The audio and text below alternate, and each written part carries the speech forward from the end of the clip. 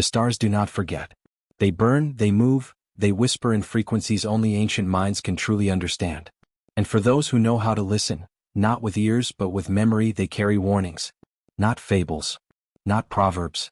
But encoded truths. One such truth repeated again and again across the galactic record, embedded deep within the oldest black boxes, forbidden scrolls, dead languages and encrypted crystal songs. Never provoke the humans. Not avoid, not appease, not coexist. Never provoke. Yet arrogance is not exclusive to youth. Sometimes the oldest civilizations, those born before stars even had names, believe themselves above history. The Sendral were one such race. They saw the warnings. And they laughed. The Sendral, architects of galaxial silence. They were not conquerors. Not in the traditional sense. They didn't burn worlds or enslave species. They simply moved through the galaxy like entropy, unavoidable, gradual, and absolutely inevitable. They acquired planets, ecosystems, star systems, cultural networks, even other civilizations, folded, repurposed, and integrated into the Sendral continuum. Resistance wasn't punished. It was deleted. Whole timelines rewritten, memory erasures so thorough that even quantum echoes of rebellion ceased to exist. So when a long-forgotten relay deep within the expanse pinged with a dying star's last message, a simple data burst labeled Terran, the Sendral stirred with amusement. They didn't just ignore the universe's warning. They went looking for us. The hunt for a ghost. No known map held coordinates for Terra. No beacon, no translite gate, no confirmed migratory pattern. For centuries, humanity had simply disappeared. Faded from galactic record like a match extinguished before it could burn bright. Theories abounded. Some claimed Earth imploded during its own rise. Others believed we descended to some post-biological realm and moved beyond time itself. A few desperate scientists whispered of human containment. The Sendral believed none of it. They assumed humans had simply withered into nothing, another primitive race drowned by cosmic entropy. But still, the warnings remained. Persistent. Inconvenient. Irritating. And one Sendral, Vorosian, had grown tired of the mystery. He wanted a trophy. Not a myth. Zhen's assembly. The room was cold and vast, molecular stone interlaced with memory-conductive alloys. Vorosian stood at the apex of a hemispherical council, flanked by seers, tacticians, memory lords and chronovault interpreters. Before them hung the recovered probe, Earth-marked. Ancient. Scarred by time. Its internal systems had long since died, but the shell bore one engraving written in a Terran script lost to nearly every modern mind. Except one. An archive entity named Rinval stepped forward. It reads, the interpreter rasped. We are sleeping. Do not wake us. The chamber fell into eerie silence. A few murmurs fluttered through the air, hushed, curious but not fearful. Poetic, Zhen said finally. Let's wake them. Arrogance in motion. In the weeks that followed, Zhen assembled a recon fleet. Not warships, those would be overkill. He wanted science vessels, memory drones, psychic translators, and one singular anomaly harvester. Humans were dead. Of that he was certain. The goal was not combat. It was dissection. The fleet moved quickly, riding on captured singularities and gravitational lenses, whispering through folds in subspace. Each stop, each ghost world where humanity had once touched, revealed little. Only echoes. Scorch marks. Impossibly dense fusion imprints. Planets with crusts inverted like peeled fruit. Moons missing, their cores stripped clean. And always that phrase. We are sleeping. Do not wake us. Eidolon. The turning point came on the edge of the Helioc fracture. A void pocket so deep even light abandoned it halfway through. Inside they found a black sphere floating unanchored between dead stars. Smooth, cold, silent. It wasn't a planet. It wasn't a ship. It was Eidolon. The artifact was Terran in origin. Not by construction, but by feeling. By resonance. The way it reacted to thought, to fear, to attention. When Zhen's fleet approached, systems dimmed. Energy fields flickered. And one by one, the crew aboard his ships reported dreams. No, not dreams. Warnings. Images of planets burning. Machines sobbing. Stars weaponized. A voice whispering. Too late. You knocked. Door unlocked. The moment they tried to extract the sphere, Eidolon pulsed. Not outward. Inward. A compression of space like gravity collapsing without mass. And then contact. The fleet blinked offline for 3.8 seconds. By universal standards, a breath. But in that moment, across every screen, panel and neural link, a single message played in perfect unison, in every language known and unknown. We told you not to. Jean screamed as blood poured from his nostrils. Hundreds of minds went blank. One ship imploded from the inside out, matter turned against itself. And yet, no external force had acted. It was response, not attack. A reflex. A nudge. From them. Fall of silence. The Sendral fleet limped home, scarred, stuttering, changed. Their internal hierarchies collapsed under silent paranoia.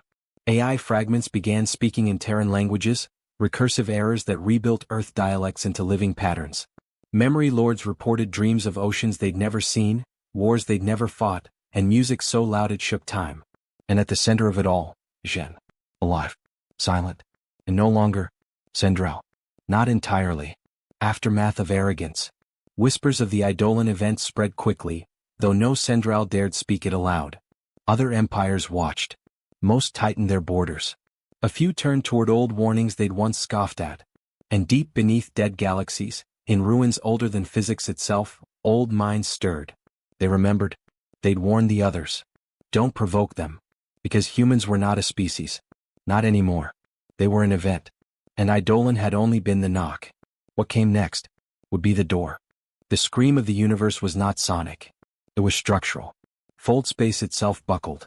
The laws that governed faster-than-light translation, tack drives, wormhole sequencers, jump threads, all began to misalign in localized bursts throughout the Sendral continuum. Navigation AI lost predictive coherence. Ships spun in microfracture loops, chasing phantom coordinates. And in every instance the root source trace pointed to a single location. Eidolon. But Eidolon had vanished. Just gone.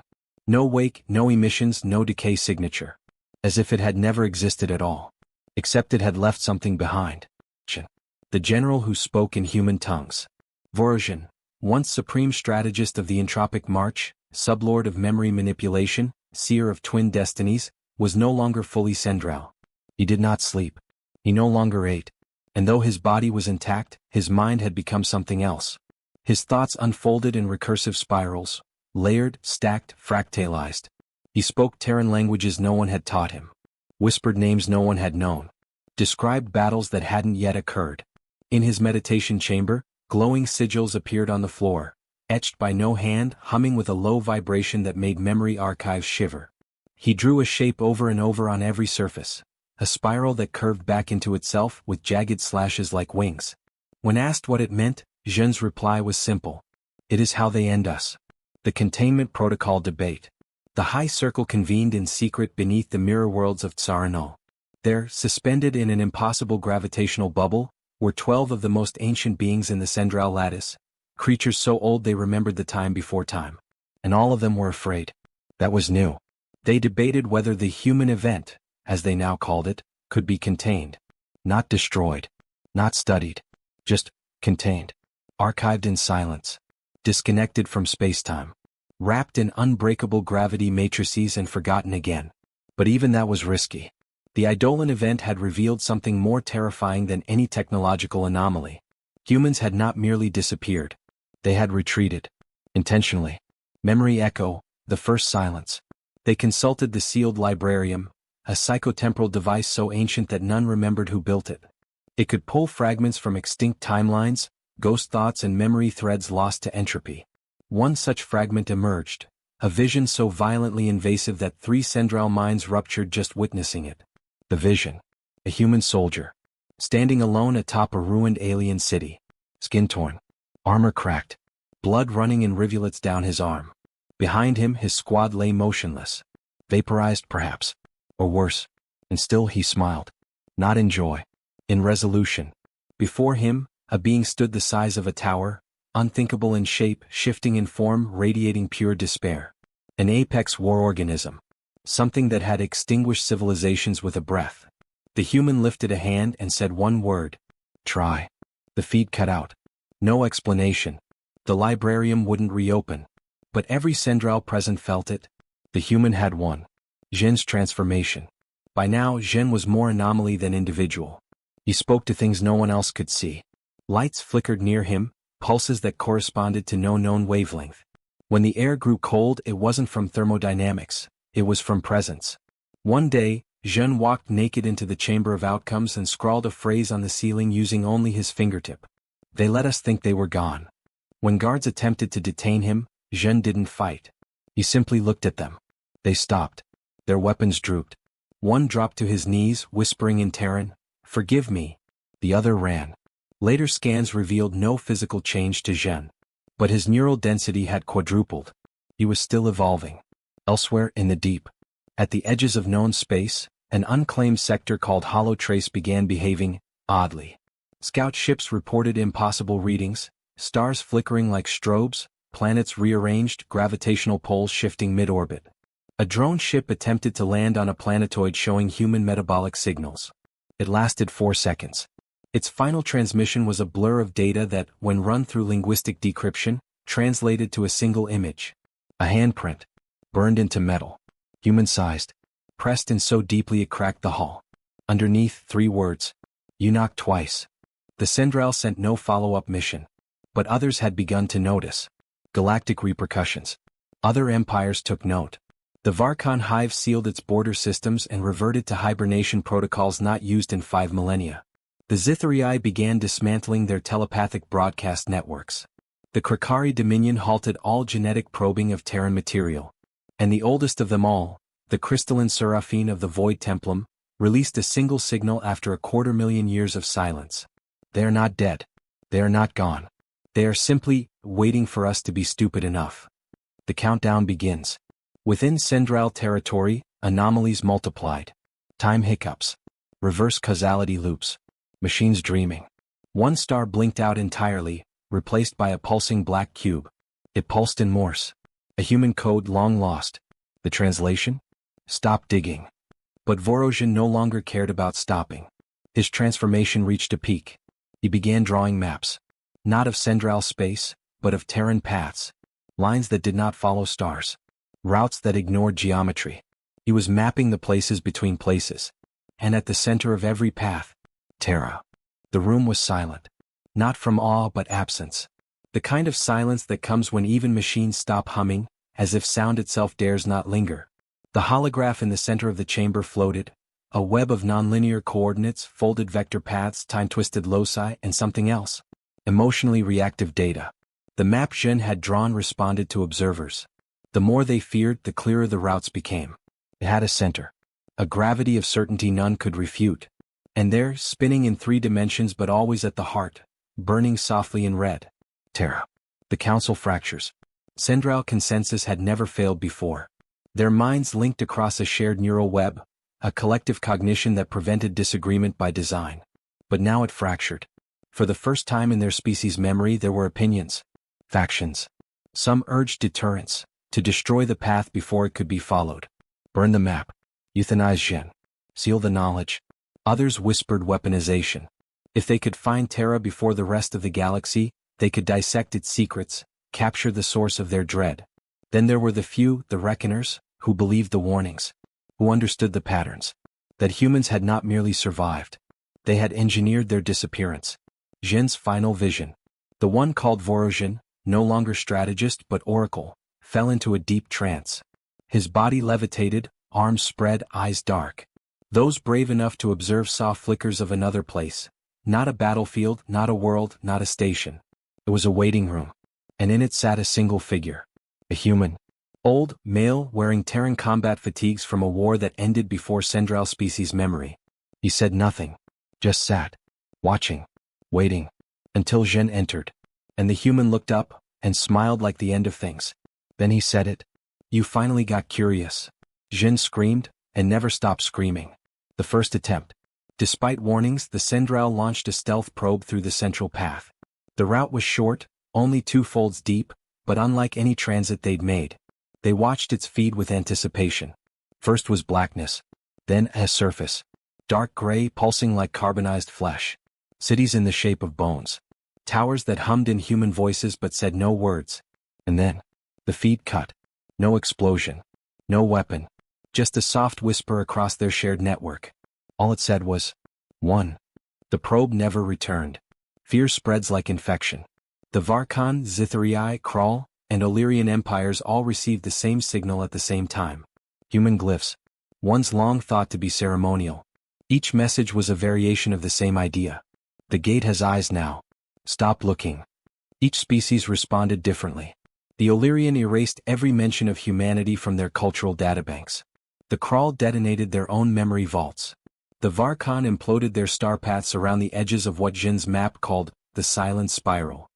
Only the Zithrii dared reach out. They received no answer. Only this image. A Terran child holding a rusted alien weapon.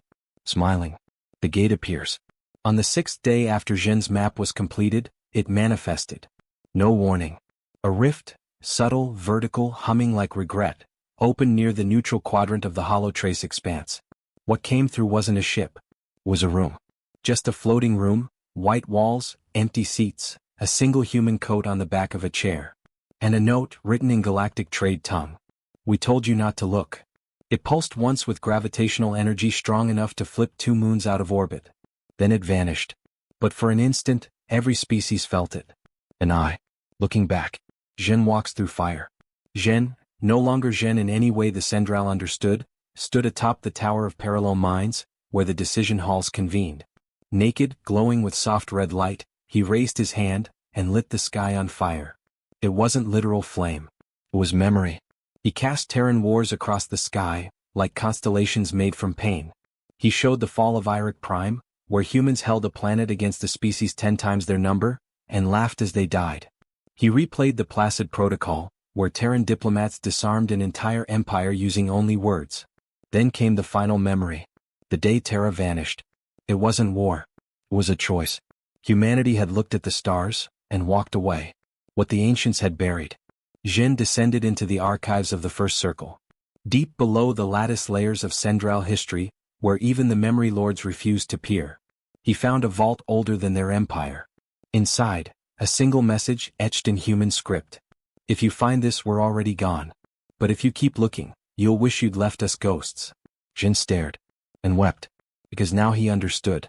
Humanity had once been warned too. And they had ignored it. The choice. The Sendral stood at a crossroads. The map to Terra was complete. Jin was now something other. The galaxy watched in silence. And deep within Holotrace, another gate began to form. This one pulsed with 3 beats. One for the past, one for the present, and one for the choice yet to be made. Jin stood before the gate. He turned back to his people and whispered, "We knock." They open. But not to welcome us. The gate pulsed again. 1 beat. The past. 2 beats. The present. 3 beats. The unknown. And Jin stepped forward. He was no longer a strategist. Not even Sendral, not truly. The force that once inhabited his frame had changed, rewritten him on a level the others couldn't comprehend. As he moved, the surface of the gate rippled. Not like water, but like flesh remembering pain. He reached out. And touched it. It opened with no sound, only absence, a soft reversal of presence, like a scream buried so deep it reversed time around it. Beyond the veil? Darkness. And within that darkness, a single voice. You knocked. Inside Terra's memory. Jin did not walk into a place.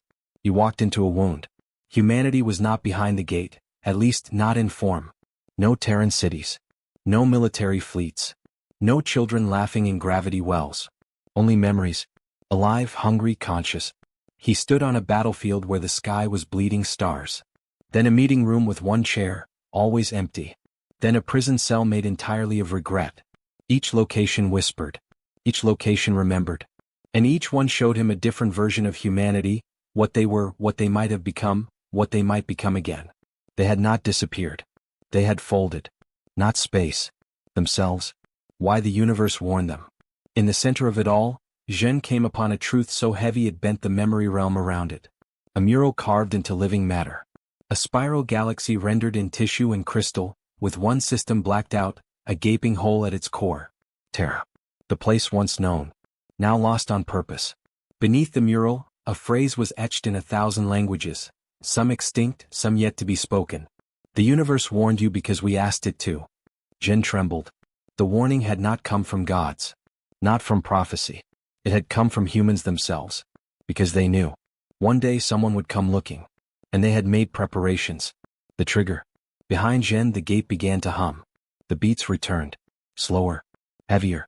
No longer an invitation. A countdown. And then it hit him. He wasn't being shown a memory. He was the memory. The moment he touched the gate, the protocol began.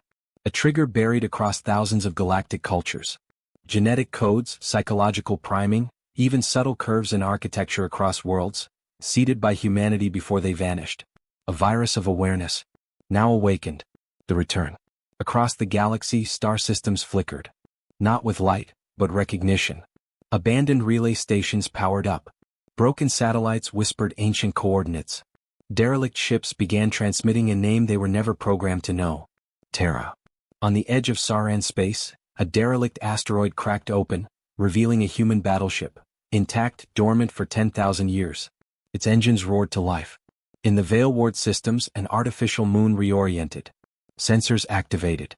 A pulse shot through subspace, a Terran encryption pattern from the Age of Wills. All across the stars they returned.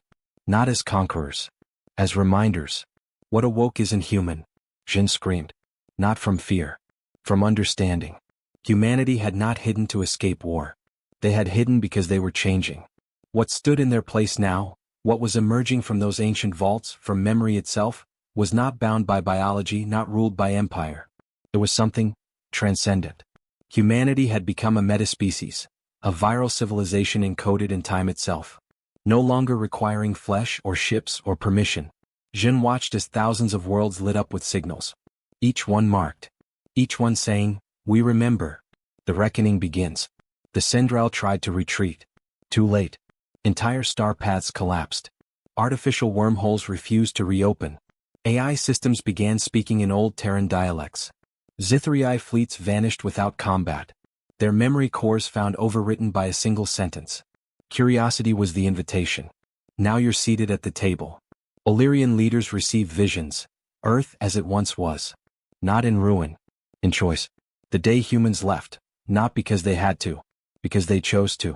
Because the universe had become too small for what they were becoming. And now they were back. Not to conquer. To warn. Jin's final message. He returned from the gate, not walking but carried on threads of light. Barely alive. More machine than flesh. He reached the Council of Knowing Minds who had once ruled the galaxy without fear and whispered. You feared war. But what comes next isn't war. He collapsed. And as his body faded, etched into his bones was a final truth. We poked the silence. The silence replied. The child and the giant. In the last scene seen by any observer across the stars, a Terran child stands on a long-dead planet. Beside her, a titan made of broken satellites, human weapons, and dreams. The girl smiles. Points upward. And the giant, made from our past, begins to climb. Final words. We were warned. We were begged. We were told to leave the silence alone. But we kept looking. And now they're looking back. Welcome to the new age. The human era has returned. And this time, they brought memories sharper than war. Thank you for reading this long-form sci-fi journey.